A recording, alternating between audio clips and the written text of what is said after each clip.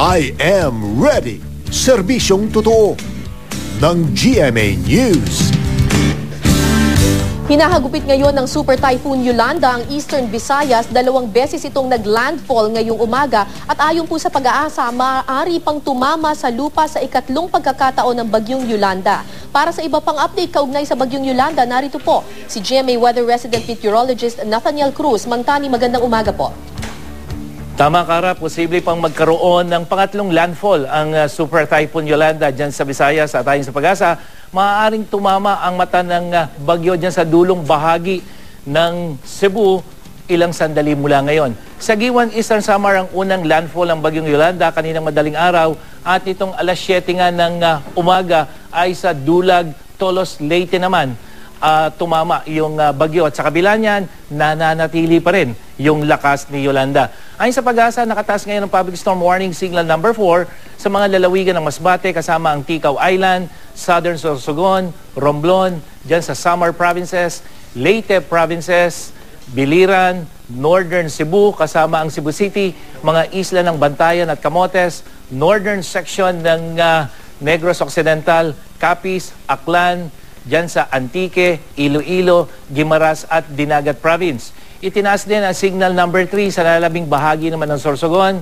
Burias Island, Albay, Marinduque, Mindoro Provinces, Calamian Group of Islands, natitirang bahagi ng Negros Occidental, buong lalawigan ng Negros Oriental, nalalabing bahagi ng Cebu, Bohol, Surigao del Norte, kasama ang Siargao Island. Nakataas naman ang signal number 2 dyan sa Catanduanes, Camarines Sur, Southern Quezon, Laguna, Batangas, Rizal, dito sa Metro Manila, Cavite, Bataan, Lubang Islands, Northern Palawan kasama ang Puerto Princesa City, Siquijor, Camiguin, Surigao del Sur at Agusan del Norte. Makararanas sa mga naturang lugar ng masungit na panahon at mataas din ang banta ng storm surge sa mga baybaying dagat na aabot sa hanggang 7 metro ang taas ng alon.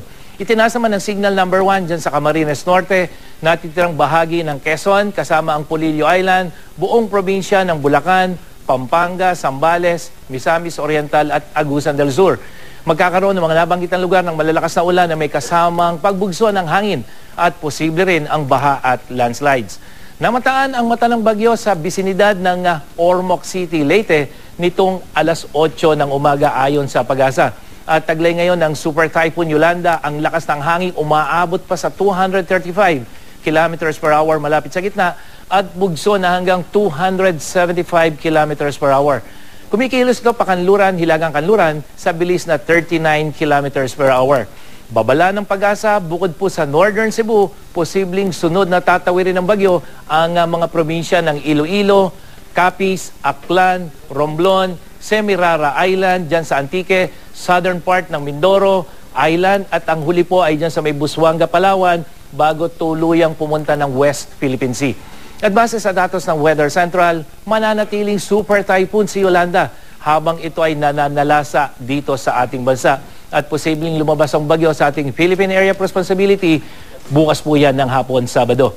At ngayong Biyernes, magiging makulimlim ang papawirin ng Metro Manila base sa datos ng Weather Central. At makakaranas tayo ng mahihinang ulan ngayong umaga, lalo pang iigting po yan habang papagabi. Kahit malayo sa Northern Luzon ang Bagyong Yolanda, pinalalakas naman ito ang hanging amihan na siyang nagpapasungit ng karagatan, sakop ng lahat ng seaboards ng Northern Luzon at Eastern Seaboard ng Central Luzon. At base sa gale warning ng pag-asa, pinapayuhan ng mga mangingisda at may maliliit na sasakyang pandagat na huwag muna pong pumalaot o maglayag. At yan ang latest mula sa GMA Weather. Para sa iba pang update, bisitahin ang GMA Weather webpage, Twitter at Facebook page. Ako po, si Nathaniel Cruz para sa I Am Ready, serbisyong totoo ng GMA News. Maraming salamat po, Ginoong Nathaniel Cruz, GMA Weather Resident Meteorologist.